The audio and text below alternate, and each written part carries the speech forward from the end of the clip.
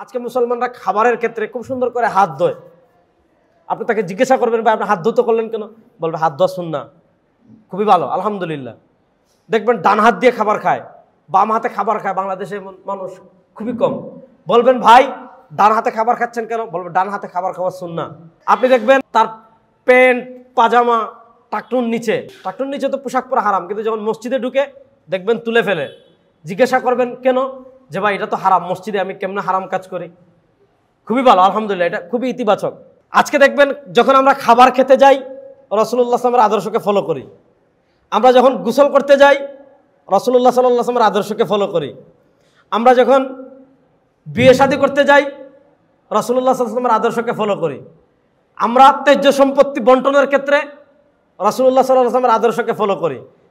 অথচ আমি খাবারের ক্ষেত্রে যেমন রাসূলুল্লাহ সাল্লাল্লাহু আদর্শকে আমাকে ফলো করতে হবে, আমি গোসল করার ক্ষেত্রে যেমন রাসূলুল্লাহ সাল্লাল্লাহু আদর্শ আমাকে ফলো করতে হবে, আমি ঘুমানোর ক্ষেত্রে যেমন রাসূলুল্লাহ সাল্লাল্লাহু আদর্শকে আমাকে ফলো করতে হবে, আমি বিয়ে শাদীর ক্ষেত্রে রাসূলুল্লাহ সাল্লাল্লাহু আদর্শকে যেমন আমার ফলো করতে হবে, আমার ত্যায্য সম্পত্তি বন্টনের ক্ষেত্রে যেমন রাসূলুল্লাহ সাল্লাল্লাহু আদর্শকে আমাকে ফলো করতে হবে।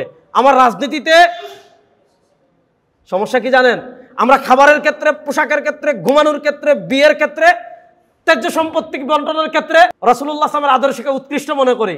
কিন্তু যখন আমি রাজনীতিতে যাই, যখন আমি বিচার ব্যবস্থায় যাই, যখন আমি অর্থনীতিতে যাই, যখন আমি সমাজ পরিচালনায় যাই, যখন আমি রাষ্ট্র পরিচালনায় যাই, যখন আমি সংবিধান লিখতে যাই, যখন আমি আইন লিখতে যাই, তখন আমাদের কারো কাছে আমরা মনে করি যে না, এক্ষেত্রে কোরআনের থেকে রাসূলুল্লাহ সাল্লাল্লাহু আলাইহি ওয়াসাল্লামের আদর্শ থেকে কারো কাছে আব্রাহাম লিঙ্কনের আদর্শ উত্তম, কারো কাছে অমুকের আদর্শ উত্তম, কারো কাছে তমুকের আদর্শ উত্তম, কারো কাছে তমুকের আদর্শ উত্তম না। আপনি আল্লাহর কোরআন পড়েন, আল্লাহর কোরআন বলেছে লাকাদ কানা লাকুম ফি রাসূলিল্লাহি উসওয়াতুন হাসানাহ।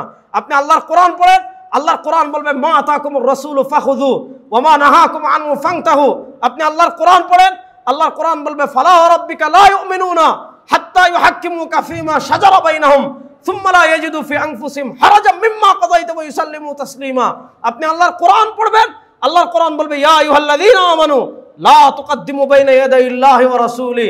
বুঝা গেল আমার ঘরে, আমার সমাজে, আমার বিচার ব্যবস্থায়, আমার অর্থনীতিতে, আমার সংবিধানে, আমার সংসদে, আমার রাজনীতিতে, আমার পরিবারে, আমার খাবারে, সব ক্ষেত্রে আমাদের জন্য একমাত্র আদর্শ আমাদের নবী।